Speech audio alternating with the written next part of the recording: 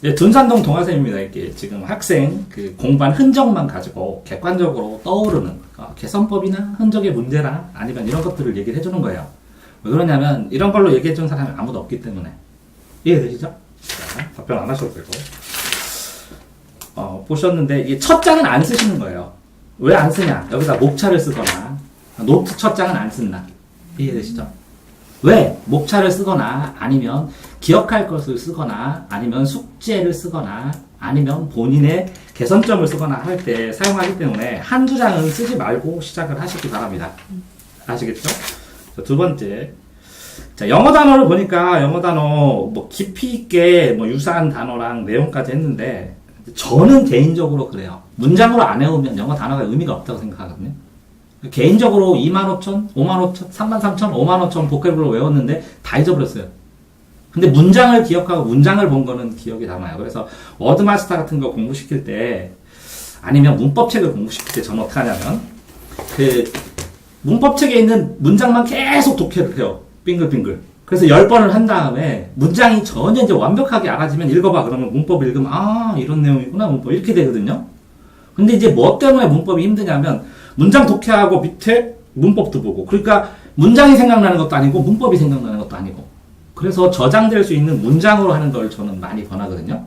그래서 이렇게 쓰는 게 노력은 많이 하고 했는데 이 단어 53번으로 문장을 만들 수 있으면 그러면 뭐 그 영어 공부했다고 치지만 그러니까 문장 독해를 빠르게 해서 단어장을 하는 게 훨씬 더 빠를 수도 있다. 도움도 되고. 그 다음에 뭐 한자를 쓰셨는데 여기에서 이게 한자 공부한 걸로 보니까 느낌상으로 이 한자를 써보는 연습을 하는 느낌이에요. 근데 요 밑에 읽는 건 안 썼어도 됐고 아니면 이 조사 같은 거나 아니면 순서 같은 거나 그러니까 정리하면서 썼어야 되는데 이 분량으로는 어느 정도 일정 분량 한두 번 하고 이렇게 어느 부분을 이거 포커스로 아까운 게 뭐냐면 여기에서 내가 뭘 더 주의해야 돼 하고 체크를 해놨으면 다음번에 이것만 보고도 복습이 되거든요. 근데 한 번만 쓰고 끝났다는 거예요. 그러니까 좀 아깝다는 거죠. 그러니까 3번 연습장은 뭐라고요? 복습할 수 있게 체크를 해놓으면 문제 푸는 게 피드백이 된다는 거예요. 이해시죠? 그러니까 쫙 지금 뭐 얘기하는 거예요? 흔적 보고 본인의 공부법에 대한 체크를 하는 거니까 나중에 남는 건 이제 본인이 이거 받아들일 거만 받아들여야 되잖아요? 그러니까 쭈루룩 얘기하는 겁니다. 자, 그 다음에 이렇게 실제로 진짜 고액과에 하는 선생님들 있잖아요. 요 연습장 하나에다 한 문제만 써요, 수학도. 왜 이걸 찢으면 나중에 분류를 할 수가 있어요. 똑같이 이걸 쓰는데 좀 넉넉하게 써야 되는 거거든요.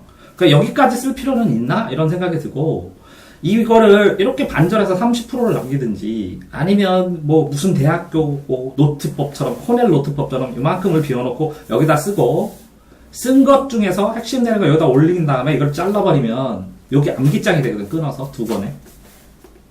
이해되세요? 그러니까 연습장을 이걸 썼는데 그 연습장으로 내가 뭘 썼고 뭘 공부했다. 그럼 이만큼 30%를 잘라서 여기다 쓰다가 나중에 핵심만 여기다 올리고 이거만 커트하면 되거든요. 문구점 가서. 그러면 두 번의 수첩의 연습장이 그 암기장이 되거든요. 그러니까 활용할 수 있는 방법에 대해서는 생각은 없다는 생각이 들어요. 그리고 한자 외우는데 고생했다라는 생각이 들어요. 왜 그러냐면 이 한자 공부 같은 경우에는 보통 그 어원으로 결합되는 원리를 공부한다거나 아니면 감사, 감명, 감 하면서 이렇게 하는 그 단어의 뜻을 공부하는 건데 지금 이거는 내신을 위해서 쓸 것 같죠? 그런데 그래서 이렇게 공부했는데 여기서 내신에서 시험이 뭐 나올 거야? 이런 생각을 안 하고 그냥 외운 거야. 그러니까 이게 제가 4번 그러니까 공부는요 공부와 시험 공부를 나눠야 돼요. 본인 정도 점수에서는. 공부는 뭐냐면 실력 늘리기 위해서. 시험 공부는 이게 시험 나오니까 항상 이렇게 기준이 돼야 되는데 공부를 하고 뭐 중요한 거는 자기가 잘 찾아서 했겠지만 이게 시험에 나오면 이렇게 쓸 거야 하고 자꾸 생각을 해야 그 시험이 진짜 나왔을 때 시뮬레이션대로 문제를 풀죠. 그러니까 뭐라고요? 공부와 시험 공부를 나누라는 거죠.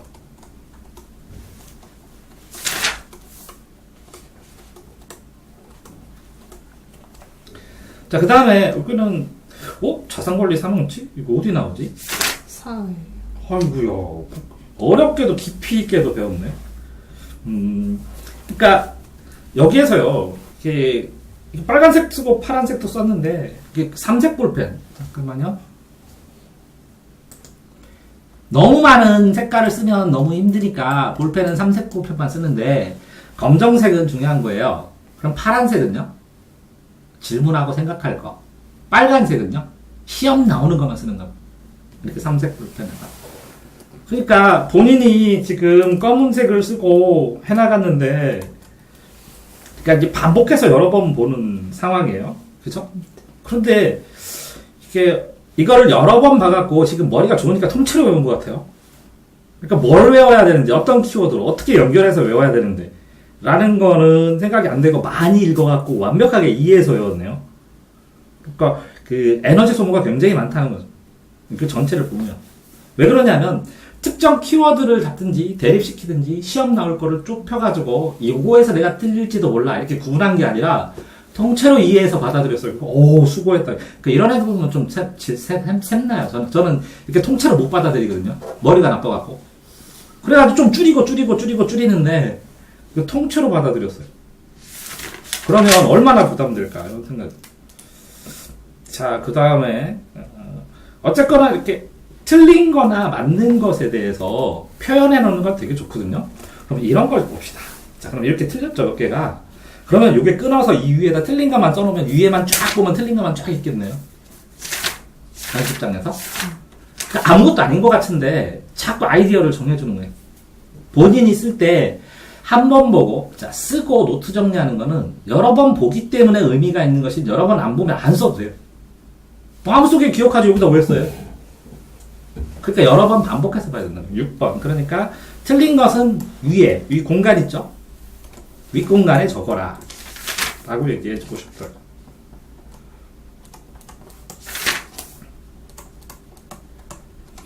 그리고 이거 보세요. 이거 그림 있잖아요. 이렇게. 좋은 거예요. 나쁘지 않아요. 스트레스 해소도 좋고. 근데 기왕이면 느낌도 쓰세요. 나중에 이거만 잘라가지고 놓으면 본인의 추억으로 되게 좋은 거거든요. 그 다음에 이거를 그렸을 때 요 부분에가 다 생각나요. 그러니까 7번. 보통 제가 이제 20년 동안 애들 가르치면서 학습 누적 기록부라고 이렇게 자기 학습한 결과를 기록하는 걸 쓰라게 하는데 여기다가 식사를 쓰라고 그래요. 뭐 먹었는지. 그래서 고등어 이렇게 써놓는데 왜 쓰냐고 그러면 너 점심시간에 뭐 먹었어? 그러면 오늘이요? 돈가스요. 맛이 어땠어?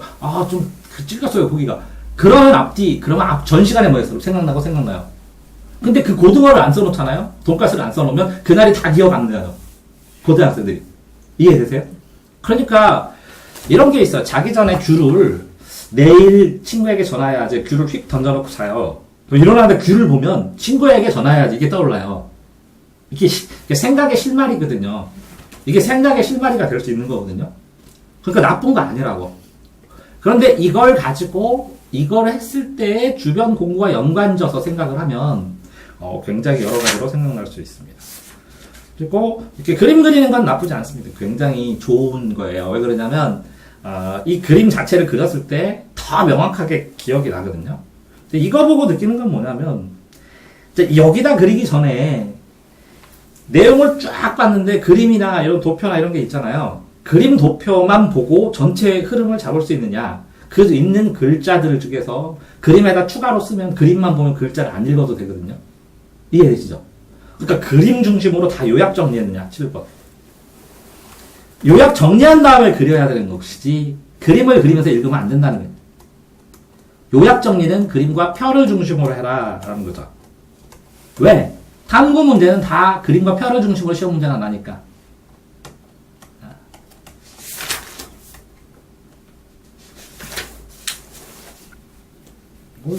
글씨는 잘 쓴다고 저는 못 읽어요. 애들이.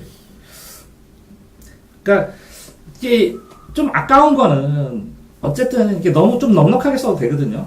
연습장에서. 왜 그런지 아세요? 연습장을 여러 번 쓰면 기분이 좋아요. 그러니까 넉넉하게 쓰고 일주일에 한 번씩 써도 상관이 없습니다.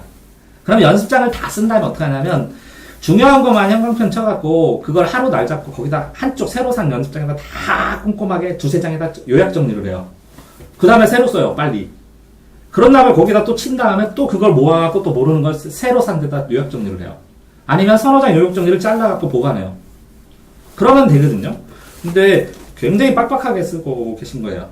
무슨 얘기냐면, 이렇게 쓴 다음에 또 내가 이걸 보고 복습을 하고 싶으면, 본인이, 이거는 이제 한문이니까 그렇지만, 이거 말고 다른 것들을 과목별로 그거를 복습하고, 오늘은 수학 연습장 첨첨터 수학 복습해야지. 쫙 30분만에 보면 그 문제 풀었던 시간의 몇십 배로 효율성 있게 복습을 할 수가 있거든요. 좀 아깝다. 자, 또 외우는 거니까.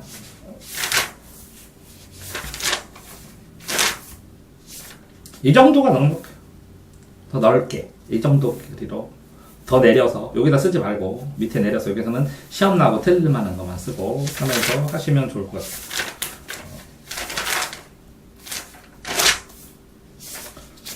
그리고, 이렇게, 수석한 사람 공통점이 선생님이 말한 걸 말을 다 받았어요.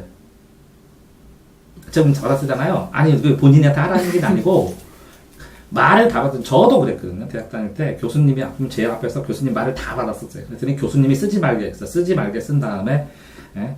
가만히 있다가 찾아가서 그랬어요. 교수님 제가 누군가를 가르칠지도 모르는데, 성향상, 교수님 할 수 있는 농담까지 애들 다 기억했다가 애들한테 하고 싶다고. 그랬더니 뭐라고 안 하시더라고요. 이해되세요? 교수님이 말을 다 받아 쓴 다음에, 그럼 이게 프리노트라고요. 전 과목. 그 다음에 요거를 요약하고 줄여가지고 요점 정리 노트를 따로 썼어요. 과목별로. 이해되세요?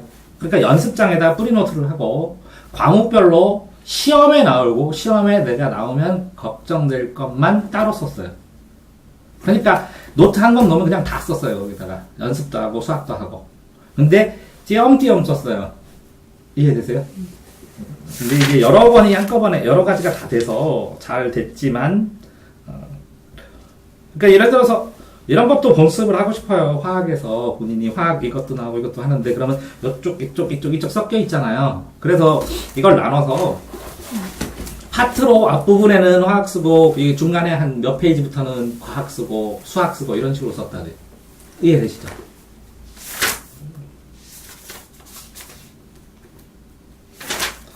실질적으로 한문은 되게 여러 번 했는데 띄엄띄엄 보면 한문을 지금까지 이 반절 넘겼는데 3번 했거든요. 공부를 하면서 뭐 남들이 말하는 에밍하우스 뭐 완각곡선 뭐 일단 이런 거에서는 뭐 나쁘지 않게 맞춰서 하나 봐요. 꾸준하게. 그러니까 한문이 한 번 써 있고 뒤에 자가 없으면 문제가 있는 건데 한 번 쓰고 중간에 한 번 써 있고 또 있고 3번 나왔어요. 이만큼에. 그러니까 한 번을 사이사이에 와갖고 예습복수처럼 조금은 하지 않았나 이런 생각이 든다. 8번. 연습장의 분량을 계산하면 본인이 쓴 시간의 양이 나와요. 그러니까 공부는 많이 했대요, 수학을. 연습장의 분량을 계산했더니 수학은 14페이지고, 뭐, 국어는 3페이지고, 뭐, 국사는 몇 페이지고 이러잖아요? 그럼 자기 학습에 대한 균형감에 대한 점검이 돼요. 이해되세요? 연습장 분량은 자기 학습에 대한 균형감을 체크할 수 있다는 거예요. 그러니까 본인이 분량상으로, 그러니까 눈으로 멍하게 보면 고등학생은 정말 그 고승 수준이 그저 멍 때리는 게 고등학교 2학년인데 딱 15시간 동안 딱 한 줄 본 애도 있거든요. 한 줄 다 멍 해가지고 대박이죠. 진짜 15시간 동안 한 줄 봤다. 그래서 제가 그랬어요. 선사도 쉽지 않을 거라고. 웬만한 고승 아니면 불가능한 걸 고등학생들은 일상적으로 해요. 이렇게 멍 해가지고. 아침에 학교 가서 멍 했는데 집에 딱 가서 정신 차려서 집에 가려고 하니까 오늘 뭐 했지? 좌선한 거예요. 그러니까 시험 감독하러 갔더니 눈 뜨고도 자더라고. 시험지 딱 하고 막판에 막 답안지 체크하더라고. 찍어서. 대단하더라고. 옆에서 봤어요. 제가 이렇게 해봤거든요. 자. 그러니까 와 그걸 터득시켜. 자, 그 다음에 좀 지금 공부하는 학생 스타일에서 봤을 때 이렇게 쓰는 것도 좋은데 프린트리를 활용하고 핵심을 이렇게 선택지 나오는 식으로 1, 뭐, 2, 뭐, 3, 뭐 이렇게 정리하는 것도 괜찮을 것 같은 느낌도 들어요. 왜 그러냐면 이렇게 불이 깊은 난간하고 이렇게 다 썼는데 이 쓴 게 쓰고 여러 번 써가지고 나중에 읽을 수가 없는 상황이 발생을 하니까 차라리 이거를 프린트를 갖다가 이렇게 열심히 한 다음에 그 프린트를 전부 해서 1번은 뭐 시험 나올 거, 말씀이는 이어적기다, 뭐는 뭐다 이렇게 선택지 형태로 정리해 놓는 게 나중에 본인 시험 볼 때는 훨씬 더 도움이 될 수도 있겠다. 이해되세요?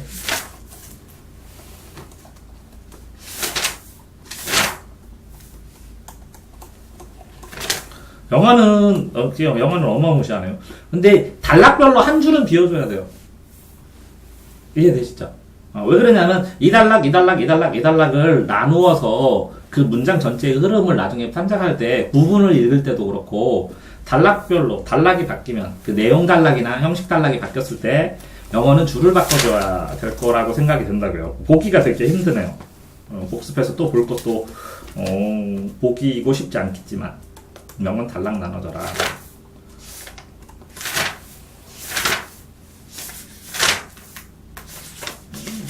근데 실질적으로 한문 시험은 이렇게 써서 통째로 외우는 것보다 일부 외우고 문제를 푸는 게 더 효과적일 수도 있었는데 그렇지 않나요?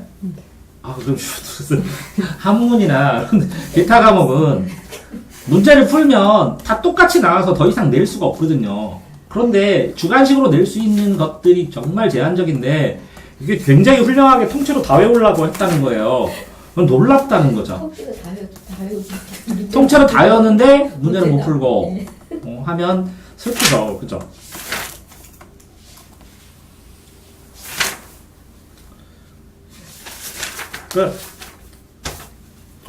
과목은 골고루 하네요. 근데 이제 과목은 골고루, 요 연습장에 한정해서 얘기했을 때요, 과목은 골고루 하는데, 이게 무슨 얘기냐면, 11번. 평일날의 주요 과목. 이 공통시간에 항상 있어야 되거든요? 근데 이거는 연습장 요거를 썼다면, 수학은 따로 쓰죠? 수학? 연습장. 연습장이 없어요. 없어요? 슬프다. 그러니까 무슨 얘기냐면요, 국어하고 영어하고, 그러니까 수학을 하든지 국어 수학을 하든지 이렇게 샌드위치로 기본적으로 수학을 할 수 있는 꾸준하게 숙제를 하던 아니면 뭐를 하던 기본적으로 공부한 게 정해지고 나머지 플러스 알파로 기타 과목이나 이런 것들을 해나가고 해야 되거든요. 왜 그러냐면 수학은 문제 매일 풀어야 감 안 떨어지죠.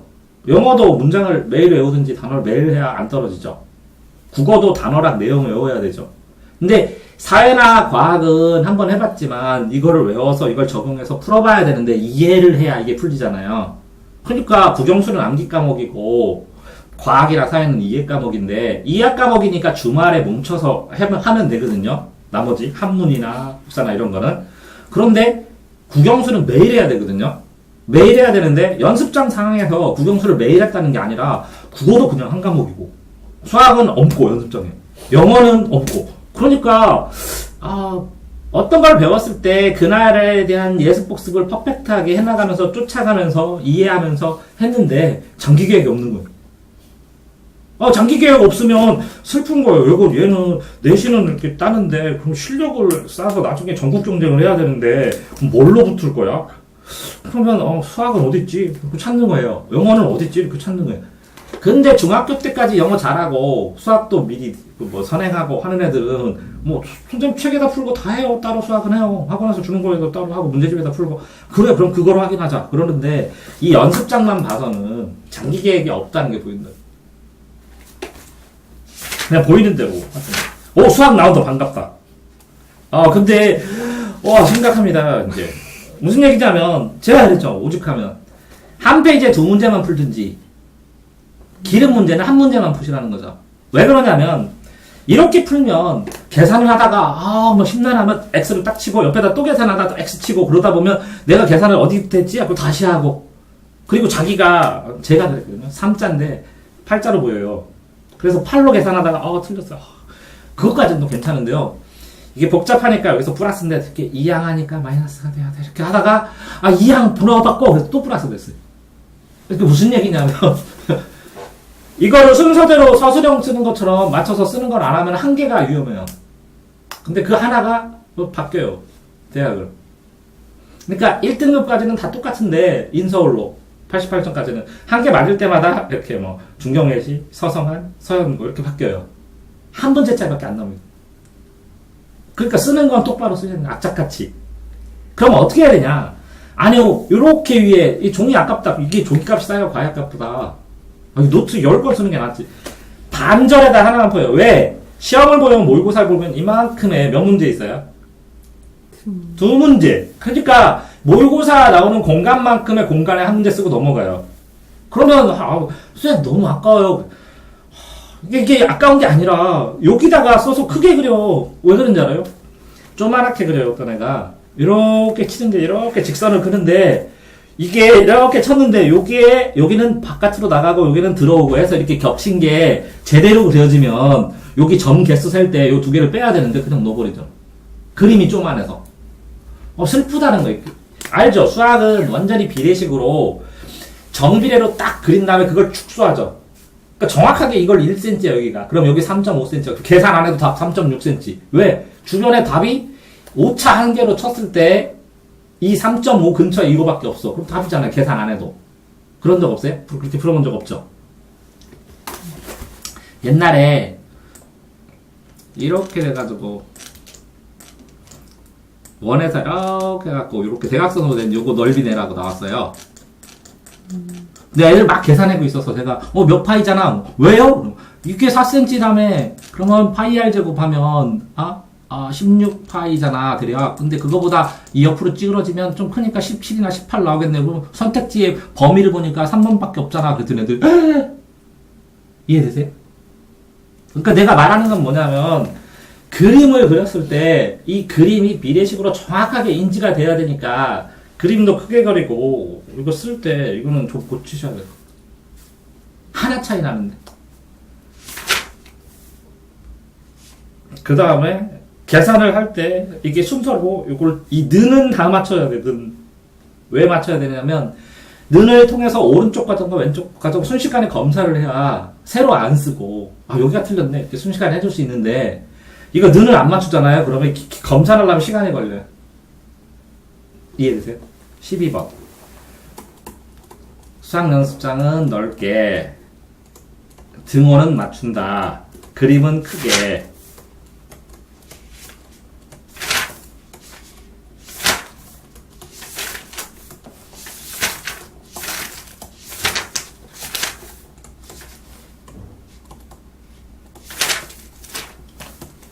과학은 재밌게 공부하네요. 혼자 그려가면서 생각하면서 과학은 재밌게 공부하고 있어요.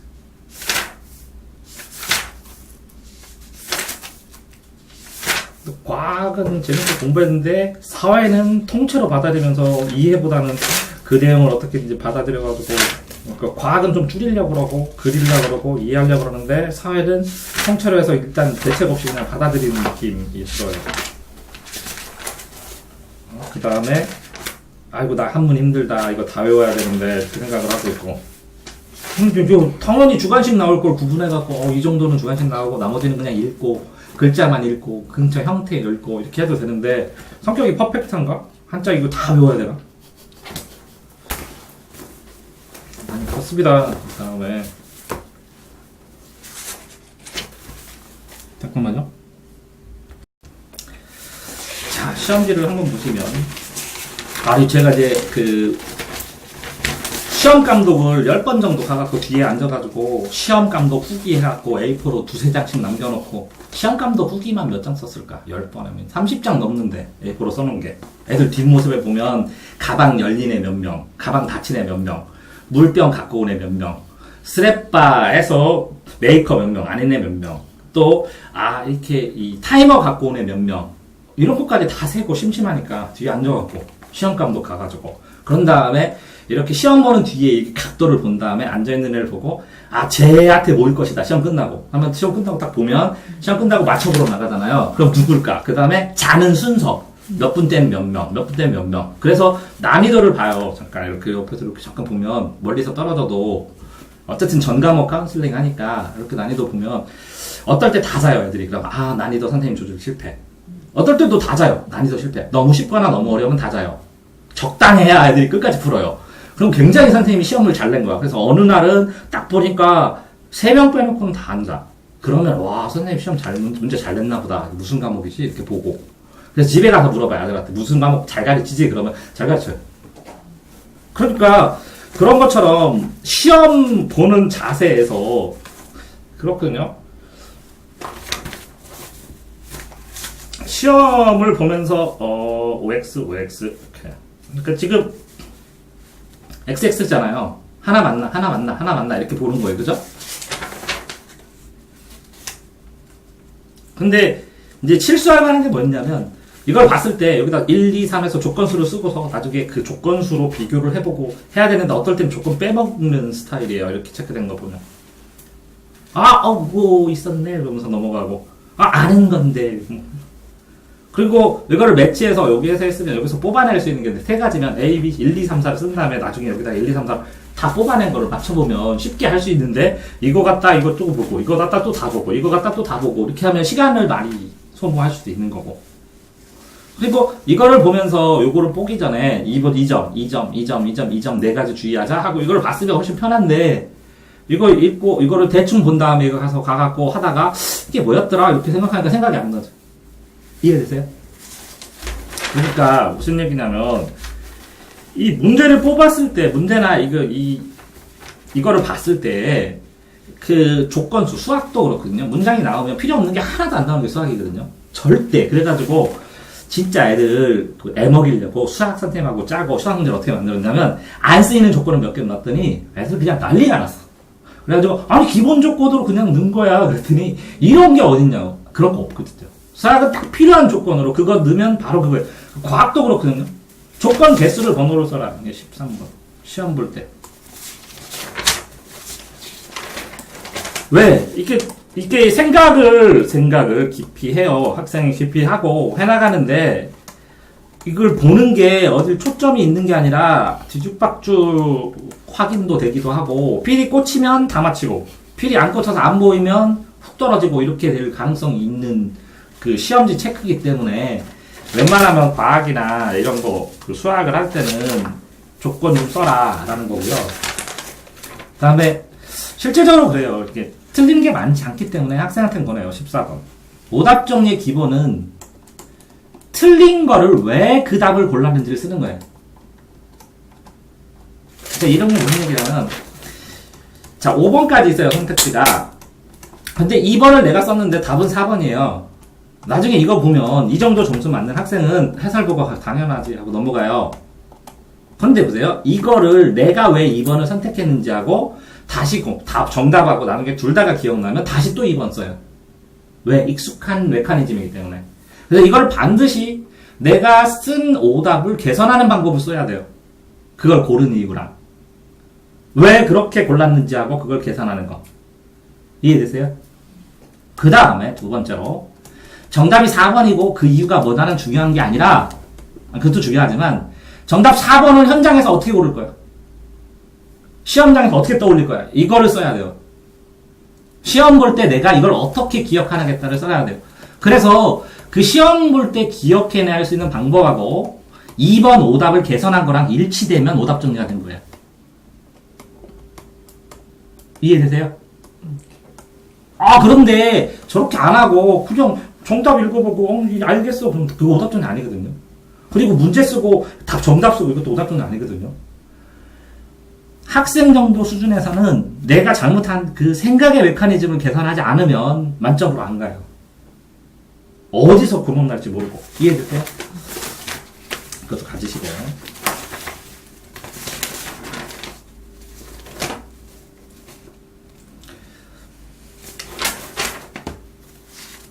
그러니까 이제 내신은 이렇게 하나하나 꼼꼼하게 이렇게 잘라서 푸는 게 맞는데, 문제는 그러니까 통째로 보내요. 통째로. 이렇게 굉장히 집중력이 좋은 거. 나는 이렇게 끊어가지고 선택지는 3개가 있어요. 앞에 부분, 뒤에 부분, 앞뒤의 관계. 이렇게 3가지를 보는 거예요. 근데 이렇게 통으로 보면 집중력이 좋을 때는 다 봐요. 근데 어떨 때는 뒤에 포커스가 맞추는데 답이 앞에 있었어요. 이게 쉬운 건데. 그러면서 뭐라 한다고? 실수했다 그래요. 그러니까 앞부분 확인, 뒷부분 확인, 이 상호관계 확인. 이렇게 3가지를 해야 되는 거거든요. 15번. 근데 현재 학생이 이걸 공부를 하면서 보는 거는 통으로 봐요. 그 천재야. 아, 보통 학생들이 다 그런다. 통으로 다 봐갖고, 5줄을 통째로 기억해갖고, 막, 가더니 기억이 안 나니까 다시 봐. 또 다시 또 지부 보다가, 선택지가 뭐였지? 다시 봐. 이게 뭔지 알아요? 테크노. 이거 보고, 이거 보고, 이거 보고, 이거 보고, 막. 이해되세요? 그러니까 선택지는 앞뒤하고 관계로 나누어서 풀어줘야 돼요.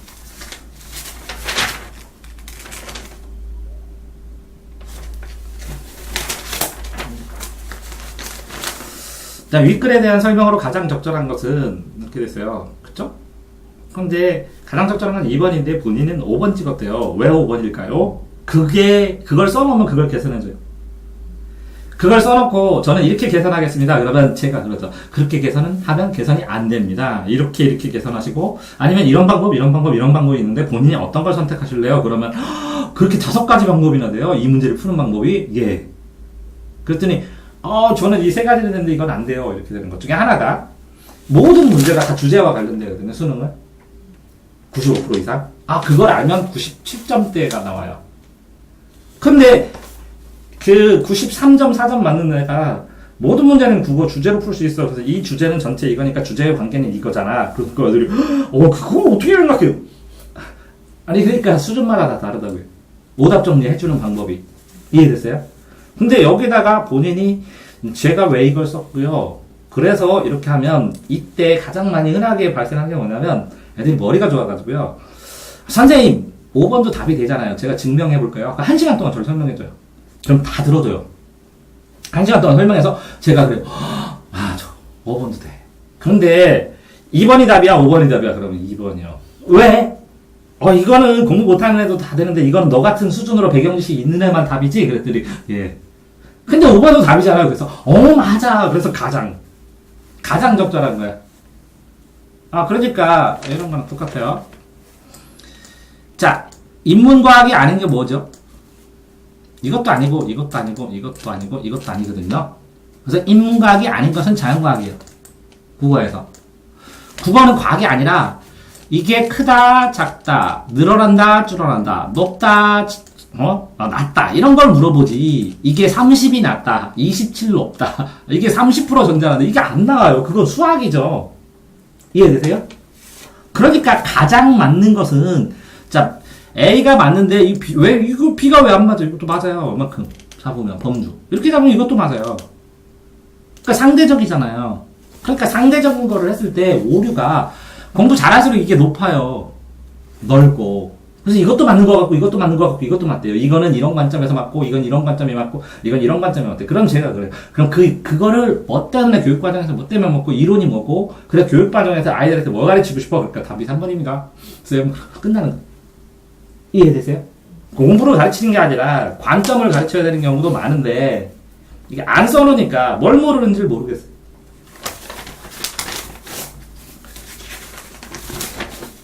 자, 영어 볼 때 이렇게 그거 혹시 아세요? 영어에서 이렇게 한 단원이죠. 한 단락이잖아요. 형식 단락으로 영어는. 근데 이거를 출제를 하려면 어디서 지문을 따오죠. 그러면 이게 글의 형식이 되기 때문에 이걸 나누면 기승절결 4개든지 아니면 서봉결 3개든지 그래요. 이해되세요? 그러니까 이걸 단락으로 나눌 수가 있어요. 그래서 단락의 핵심을 따서 연결하면 주제가 나오고 그래서 순서 바꾸기가 나오고 주제 바꾸기 나오고 빈칸 바꾸기가 나오거든요. 근데 지금 이걸 보던 나눠놓은 게 없어요. 단락으로. 그러면 이런 연습도 안 되고 이렇게 끼워 넣는 것도 그렇고 그러니까 이걸 나눠주고 핵심어를 찾아서 그걸 쭉 연결해서 주제가 되면 이게 연습이 굉장히 많이 되거든요. 여러 각도로. 그러면 이 단락과 이 단락의 관계, 이 단락과 이 단락의 관계를 알게 되면 나중에 글쓰기도 도움되고 글을 읽을 때도 빨라지고 글을 쓰는 표현 방식도 알아지거든요. 근데 이제 통으로 되어 있으니까 쭉 읽어갖고 딱 풀었다는 거죠. 그러니까 저는 맨날 공부법만 연구해서 그러는지 몰라도 이렇게 풀면 그 능력 대단하다고. 근데 쉬우면 이렇게 하셔도 돼요. 다 보이는데 뭐 그 초등학생 걸 줄을 치나요? 쌤? 치지 마. 어떤 애가 물어보더라고요. 쌤 그 책에다 풀어야 돼요? 꼭 연습장에 돼야 돼요? 아니 뭐 쌤 A 단계인데 그걸 연습장에다 써야 돼? 그럼 거기다 단반 쓰면 되지.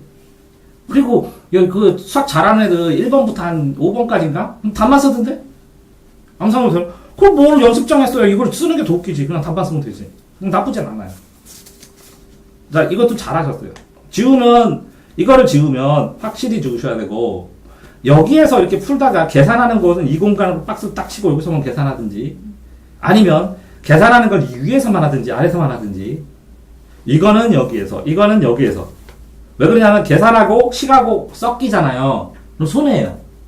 이해되시죠?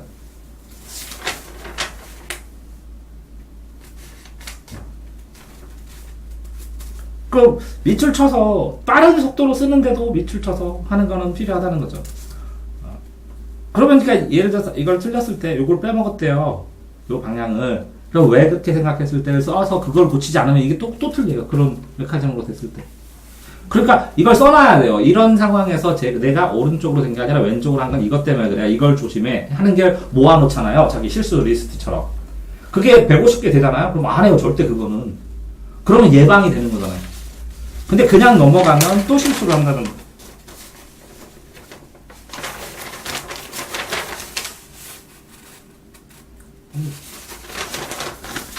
근데 조금 뭐더라 많이 맞은 시험지를 보면 고쳐줄 게 별로 없어가지고 그냥 막 마구잡고 넘어가서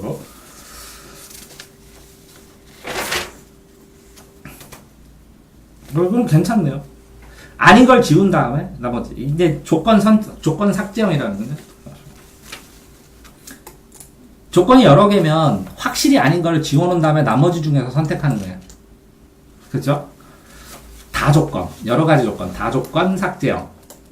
다조건은 삭제 후 선택형이야. 다조건은 삭제 후 선택형.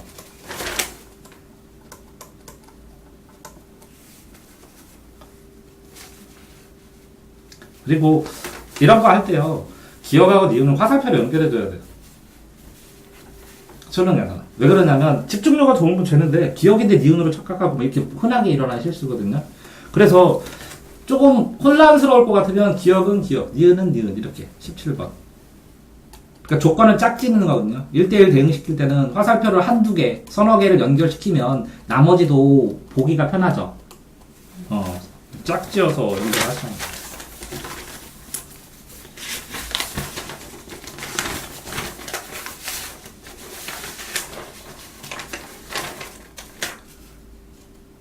이렇게 틀리잖아요. 국사 같은 경우에는 연표를 하는 기본 연표를 저희가 정해야 돼요.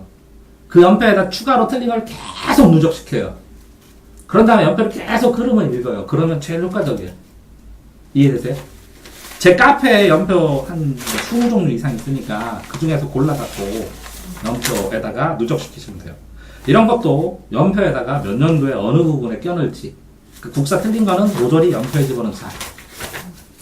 18번 국사 틀린 것은 연표에 집어넣자.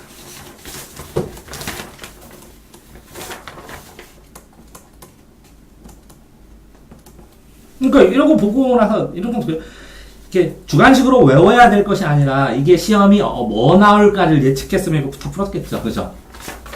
그죠? 읽기만 하고 시험에 뭐 나올까 이거 시험 나오면 어떻게 비틀까 이것만 생각하면 가지수가 많지 않았을 텐데 라는 생각을 한다고. 그죠?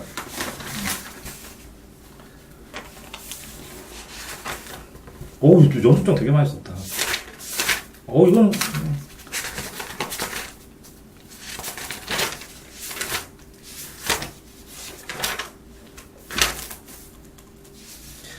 볼펜으로 쓰네, 다행히.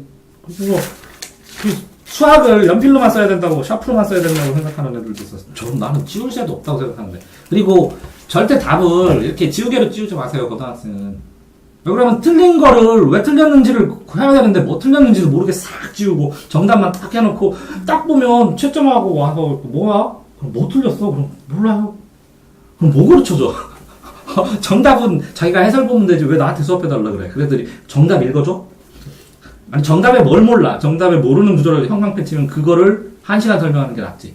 안 그래요?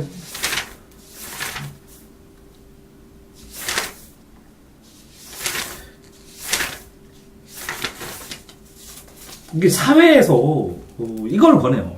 목차 중심 공부법 19번.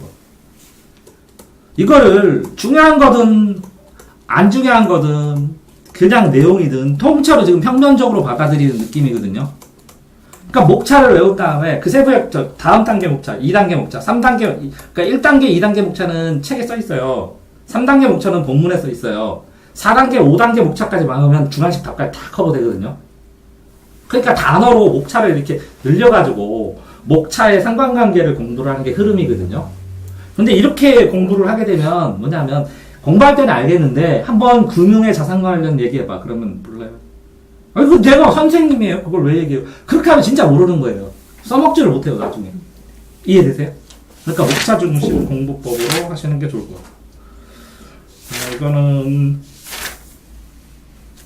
그리고 화학도 이렇게 쓰는 거 보면 자꾸 신경 쓰이는 것 같은데 특별히 이게 추가로 뭘 공부하고 하는 건 없는 것 같아서 그 나온 것만 조금 하고.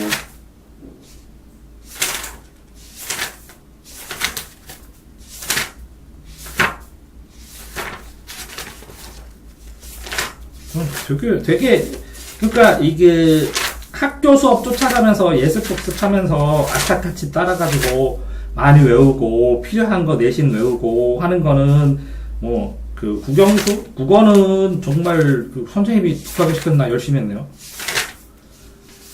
그러니까 국어는 열심히 하고 영어는 간간히 하고 수학은 그 과외나 이런 걸로만 하고 그냥 맡겨두고 그 다음에 과학은 조금 어렵다고 이렇게 좀 심각하게 보면서 하고 사회는 그냥 할만하니까 쭉 읽다가 몇 개 외우고 이렇게 공부를 하는 느낌이고. 과학은 되게 선생님을 좋아하나? 되게 열심히 하나?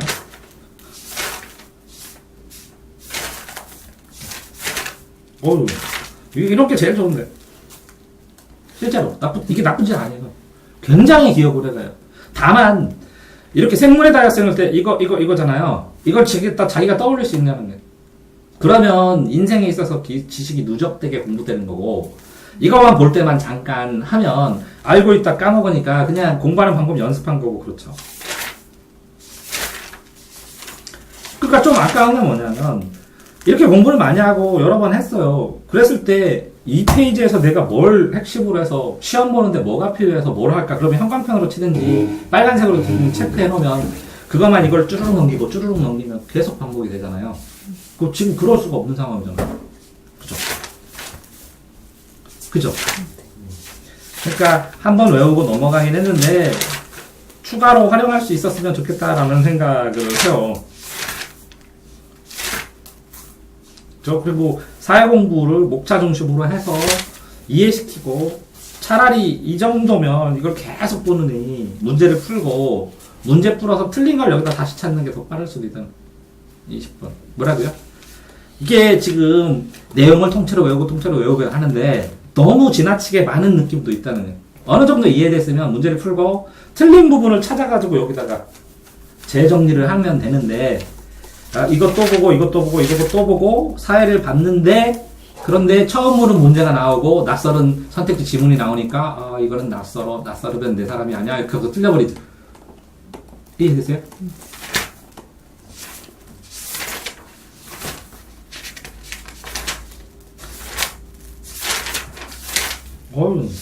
한쪽 되게 열심히 했네. 왜 그랬어요?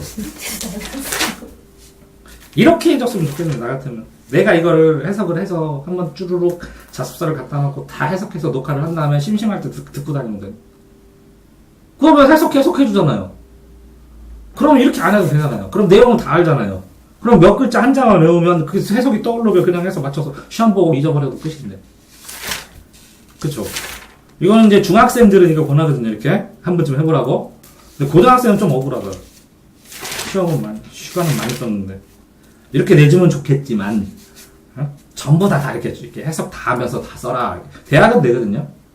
이 질문 다 한 다음에 그거 통째로 해석하면서, 대학 때는 그렇게 시험 봤는데 고등학생은 그런 적이 없는데.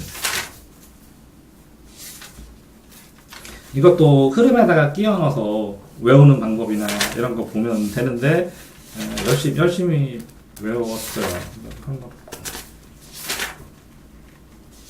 좀 아깝다는 거지, 이걸 기억하고. 다음번에 이걸 또 까먹어. 그럼 이걸 고3 때 또 해야 되고, 다음에 또 하고, 내가 뭐 했지? 그러니까, 이 공부를 했을 때, 한 번 한 거 아깝지 않게 복습할 수 있는 상황을 만들자, 뭐 이런 의도예요. 별거 아니고. 이게 수업 나가는 거. 여기다 푸니까, 뭐 상관없겠네. 오케이. 크기도 나쁘지 않고, 그래요. 근데, 는 마치고, 정식으로, 독하게, 그러니까 이걸 깨끗하게, 이렇게 내가 이렇게 풀이해서 썼는데, 이 선생님 이거 복사해갖고 애들 그 해설지로 나눠줄게. 이해되세요? 생략해도 상관없어. 답만 써도 상관없는데, 기왕 쓸 거면, 악착같이 좀 더 정확하게 쓰려고 하려고. 그러면 한 문제 건진다고.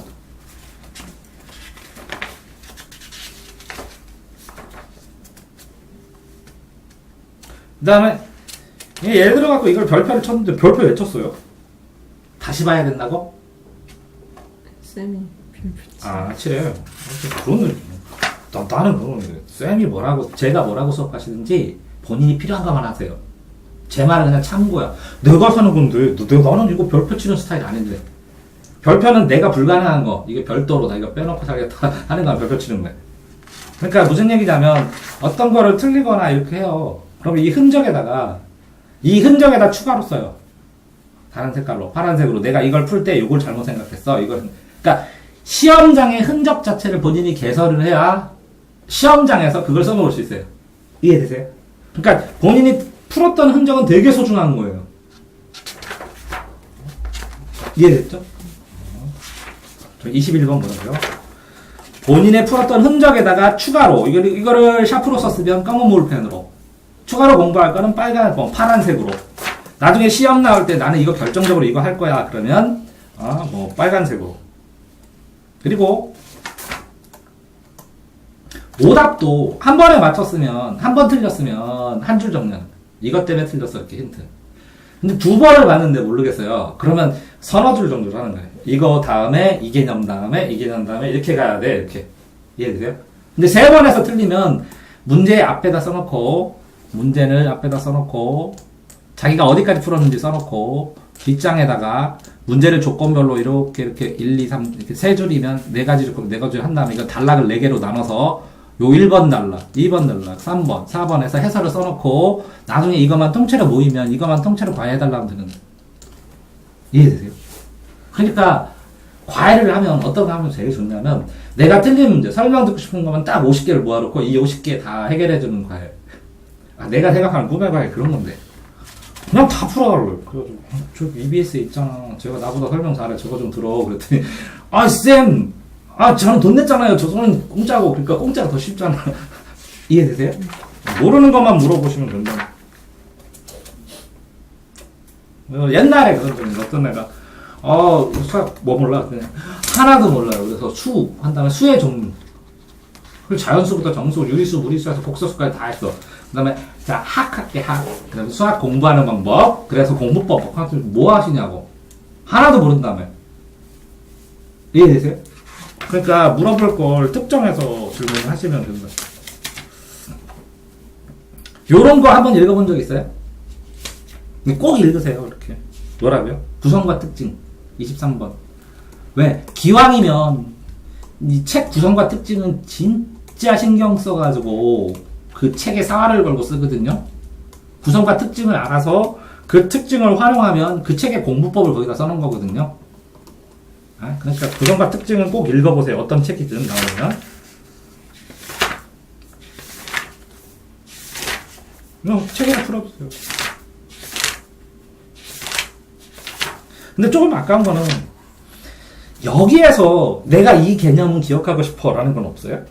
예를 들어서 여기에 있는 거든 아니면 이 문제 풀는 과정 속에든 요 개념은 다음번에 내가 실수할 수도 있겠다. 이건 기억해야지 하는 거를 이 위에다 써놓은 다음에 그거를 나중에 딱 개념 노트에서 1, 2, 3, 4에서 쭈루룩. 그게 없네. 우리나라에. 수학 공식만 있고 보세요. 이 개념이야. 여기에 나오는 개념들고 이거 유형 개념이야. 유형 개념마다 이렇게 문제마다 유형마다 사용되는 그 계산 방식이나 적용되는 것들이나 이런 것들이 나뉘어져. 실처럼. 그럼 여기하고 개념이 이거는 3번, 1번, 여기 4번, 2번이 잘 어울려. 근데 2번하고 3번을 누가 연결시켜서 이게 신유형이래. 그러니까 여기에 이 그냥 공식, 유형 말고 여기에 짜잘하게 나오는 것들을 내가 기억을 해야 되는데 애들이 문제 풀고 이 문제 끝내준다 이렇게 기억하고 안 써놔. 그리고서 뭔가 있었는데 그때 감탄을 했는데 이렇게 되니까 내가 답답한 거야. 그러니까 한 줄만 써놓으면 돼. 이 문제를 풀었을 때 이 문제를 안 풀어도 되는데 이 개념, 이걸 활용한 개념은 그거를 시험장에서 터득하고 쌤! 제가요 이걸 발견했다고 그래서 막 풀면서 이렇게 해도 되는데요. 이렇게 풀어도 되죠. 그래서 근데 해설에 나와. 어디요? 여기 어떤 책 보면 이런 해설 나오잖아. 여기 나오잖아. 그랬더니 그러네요. 너 그걸 왜 시험 시간에 연구하냐고. 그러니까 한 줄 정리를 하시라는 거예요. 개념을. 그러면 이걸 다시 안 봐도 되잖아요. 안 봐도 되면 이거를 보세요. X 치는 거. 그러니까 뭐라고요? 그 문제를 풀었을 때 그 문제의 기가 막힌 개념, 내가 생각하고 내가 캐치하고 내가 정리하고 싶은 개념을 한 줄, 두 줄로 써놓으면 그게 누적이 되면 복습을 이거 책을 안 해도 되거든요. 이걸 그리고서 꽉 가지고 있어. 버려. 그랬더니 그래도 이거 또 봐야 되고 언제 볼 건데 고3 돼갖고 이거 다시 본다고? 본에 한 명도 없거든. 그랬더니 쌤 저는 그래도 볼 거예요. 그래 그러니까 뭐 볼 거야? 볼 거만 정리해. 200개만 정리하지 100줄만 정리하면 이거 안 봐도 되지. 그랬더니 네. 그럼 지금 정리해. 자 똑같이 어떤 A라는 책이 있는데 뒤에 해설이 있어요. 문제를 딱 한 번 3초간 5초간 읽고 해설을 쫙 봐서 근데 이거 괜찮네.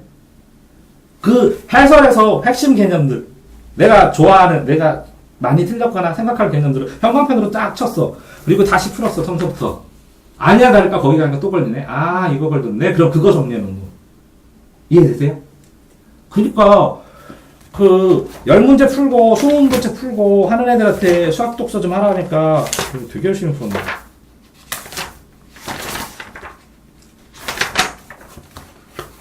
단계별로 이것도 시키고 그러는 거네요. 현재. 네. 다른 거예요. 다른 이거는 혼자 하는 거고 다 한 거고. 그럼 다른 수업. 다른 수업 이런 것도 하고. 아니 상관없어요. 왜냐면 대학은 수학이 보내니까 수학이 대학 보내고요. 영어가 연봉을 결정해요. 국어가 인생을 결정해요. 근데 영어는 돈이 들어요. 오랫동안 연습을 시켜야 되니까. 그러면 수학은요 시간이 들어요. 굉장히 많은 시간. 국어는요 애들이 그러는데 다시 태어나야 된다고. 왜 그런지 아세요? 아기 때부터 책을 읽고 생각하게 해야 돼요. 그러니까 지금 상황에서 그러면 국영수는 그렇게 얘기했는데 나머지는 효율성이에요. 어떤 걸 더 반복해서 그걸 한 번 다 하고 두 번 다 해서 틀린 만한 걸 골라서 그거를 만회를 하고 그거를 커버를 하느냐의 차이예요. 이해되세요? 근데 문제는 수학 시간 오래 걸린다고 했잖아요. 이게 수학이 만약에 100점을 맞는 애가 있으면 무조건 올백을 목표로 해야 돼. 공부가. 그러니까 무슨 얘기냐면 올백을 목표로 해서 95점을 맞으면 5점만큼 계속 누수가 되는 거거든요. 근데 만약에 어떤 과목을 100점 맞으면 얘가 100점짜리인지 200점짜리인지 300점짜리인지 모를 거거든요. 설령 이걸 찍어서 100점을 맞았어도 걔 수준을 모르는 거거든요. 그러니까 틀린 거를 올백이 아니라 내가 잘해야지 그러면 이게 만점대를 가는 거를 나중에 하는데 안 되더라고요. 그러니까 수능 만점 어떻게 맞아요? 이렇게 질문하는 애들도 있어서 만점 맞는 법 하고 막 하다가 보니까 시간이 걸려요. 왜 그러냐면 본인의 약점을 커버를 해서 본인이 이렇게 풀었으면 얘기를 하잖아요. 그럼 이렇게 풀 수도 있잖아. 이렇게 풀 수도 있잖아. 이렇게 점검하면 되잖아. 이게 없으면 자기가 한번 쫙 풀고 점검할 방법이 없는 거예요. 그러니까 똑같은 에러를 계속하는 거예요. 이해되세요? 그래서 점검할 방법을 얘기를 해주는데 사람마다 되게 달라요. 이렇게 하면 되잖아. 이렇게 하면 되잖아. 너는 배경식이 되니까 되지. 저는 안 돼요. 그러면 이걸 연습시키는데 시간이 더 걸릴 때도 있어요. 그래서 여러 가지 방법을 제시해 주는 것 뿐이에요. 이거 할 수 있죠? 이렇게 하면 되죠? 이렇게 하면 되죠? 이렇게 하면 안 될까요? 그러면 해보고 저는 이거가 이래서 안 돼요. 그럼 그 대책을 또 만들어 주는 거거든요. 이해되세요? 그러니까 누가 그러더라고요. 선생님 3명 스타일인데 나는 공부법은 무조건 만들겠다. 한 명은 공부법은 없다. 자기가 그냥 하는 거지. 한 명은 공부법 다 필요 없으니까 적응 어떻게 해야 되는데 이렇게 완전히 디테일한 적응이 뭔데. 한 명은 크게 봐서 공부법 없어. 그냥 지가 하는 거야. 저는 이 가운데에서 그래 인생 공부니까 공부법은 없는데 학습은 배우고 디클스 100번 단련하는 건데 몇 번 단련하는 방법의 단계를 나눠줘서 그 단계 중에서 자기가 빠지거나, 이거 이렇게 어떻게 하지? 아이디어가 부족하거나, 이런 거 채워서 알려주는, 이해되세요? 그러니까 학습법은 있다는 거예요. 뭐 그런 말 들었잖아. 공부에 왕도는 없다고. 이게 수학자하고 왕하고 얘기한 거예요. 그래, 너 요령 피우지 말란 얘기지. 공부에 왕도가 왜 없어요? 그래, 공부의 왕도는 인생의 왕도니까 없다고 쳐. 종교도 그렇고. 근데 학습의 왕도는 당연히 있죠. 그럼 반복하면 돼요, 반복. 몇 번이요? 서울대에서 만점자 동영상 보면서 35번 반복하는 애도 봤는데, 30만 바보야? 근데 걔가 수석이래. 35번 봤대. 근데 옆에서 자기는 20번 봤대. 옆에서 최소한 15번은 봐야죠. 뭐 이렇게 얘기를 하는데. 아니, 이제 만점자들 모여갖고 수석들 모여서 하는 얘기가 이거야. 근데 영어 단어든 뭐든 애들 외우게 하면 한두 번 해갖고, 자, 외워봐. 쫙 문장 외우면, 딱 한 번 입으로 딱 말하면 외운 거야. 한 번 말하면. 20번 얘기하면 평생 가는데, 그리고 여태까지 이렇게 한 번 말하기가 힘들지, 그 다음에 반복은 굉장히 빨라지는데, 가속도의 법칙으로. 그걸 안 해. 근데 보면, 가속도 법칙으로 하는데, 이 제자리에서 걸음으로 돌아. 그러니까, 차근차근 해서, 만약에 이제 수업을 하게 되면, 생각에는 시험 계획표를 짜오면, 아니, 지금 기말고사. 계획표를 짜오면, 그걸 고쳐줘요. 제 생각엔 이렇게 하셔야 될 것 같은데요. 이게 효율적이지 않나요? 그러면 본인 방법에서 내 생각 합쳐갖고 그냥 새로 짜도 돼요. 그 다음에 하는 걸 봐. 근데 시험을 보내는 방법을, 이거를 몇 시간 했고, 이걸 뭘로 공부했고, 그래서 몇 점 맞고, 이렇게 피드백을 해서 본인이 시험을 보면서 효율적으로 공부했는지, 시간 투자를 안배를 효율적으로 했는지, 그래서 그걸 공부한 게 진짜 그런 방법을 했을 때 이게 문제 풀 때 편했는지, 또 이런 거를 체크를 해야 앞으로 내신을 공부하든, 공부를 다음을 하든 문제 분석이 되는 거잖아요. 이해되시나요? 그래서 시험 공부하는 과정을 이런 데다가 한 칸에다 정리를 하라고. 뭐 계획표 짜오면 이거 정리하는 방법을 알려줄 거예요. 한 장에 일주일을 다 통계를 내는 거예요. 공부한 거를. 그러면 시간 통계도 내도 되고, 문제 통계도 내도 되고, 공부한 분량도 볼 수 있고, 뭐 해야 되는지도 볼 수 있고, 알 수 있기 때문에 분석을 해주기 위해서 좀 하라는 거거든요. 그러니까 지금은 성적 정리를 해줬는데, 두 번째 만약에 하게 되면 시험 계획 짜는 거 이렇게 짜시면, 근데 시험 계획을 왜 애들이 다 실패하냐면, 이거를 쓰면 그 사람의 능력이 측정되기 때문에 그거에 맞게 계획을 짜줄 수 있는데, 이걸 안 쓰니까 또 수학 한 시간에 몇 문제 풀 수 있어? 몰라요. 영어는 몇 문제 나갈 수 있어? 몰라요. 그러면 너 문제를, 국사를 100문제 내면 얼마큼 시간 걸려? 몰라요. 그러면 그거를 100점 맞을 때까지 단련해서 반복하려면 얼마큼 시간이? 몰라요. 그러면 이 책을 사면 얼마 안에 다 풀 수 있어? 몰라요. 그럼 어떻게 계획 짜요? 이해되세요? 그러니까 통계를 짜놔야 이 책 다음에 이 책을 풀면 몇 점이 올라갑니다가 나오니까 본인의 능력을 이렇게 분석할 수 있는 거를 해야 돼서, 시험 계획 다음에 진행되는 걸 보면서 누적 기록부를 써야 되고, 누적 기록부를 쓴 걸 분석을 해줘서 시험 계획을 명확하게 돼서 내가 내신을, 그러니까 요 올백까지 나가는데 어떤 식으로 내 그 시간들을 분배해서 써야 되고, 어디 약점을 있는 걸 해결해야 되는지를, 그거를 측정해서 하는 게 올바르다고 봐요. 왜 그러냐면, 평균에 95점 맞든 올백이 맞든 똑같은데, 내 공부에 퍼펙트가 돼야 수능도 퍼펙트가 될 수 있는 거고, 그리고 내가 최선을 다해서 더 안 했으면 나 여한 없는 거거든요. 내 능력상에서 모든 걸 다 했는데 누가 뭐래요? 그럼 한번 해보시라고. 그럼 못하거든요, 진짜. 이해되셨죠? 자, 그렇게 하는 과정 속에서 오답 문제, 아까 말한 것처럼 오답 정리하는 거, 어떻게 하는 거, 오답 유형도 아까 수학 한 줄 정리, 세 줄 정리, 한 장 정리인데 그걸 어떻게 하는 거, 그 다음에 틀린 문제를 심화로 공부하려면 어떻게 해야 되는 거, 그거를 연패에다 정리하는데 어떻게 정리하고 어떻게 이걸 반복해서 여러 번 봐야 되는 거, 이런 것들을 점검하고 해보는 거예요. 이해되셨어요? 자, 일단 녹화는 여기까지 하겠습니다.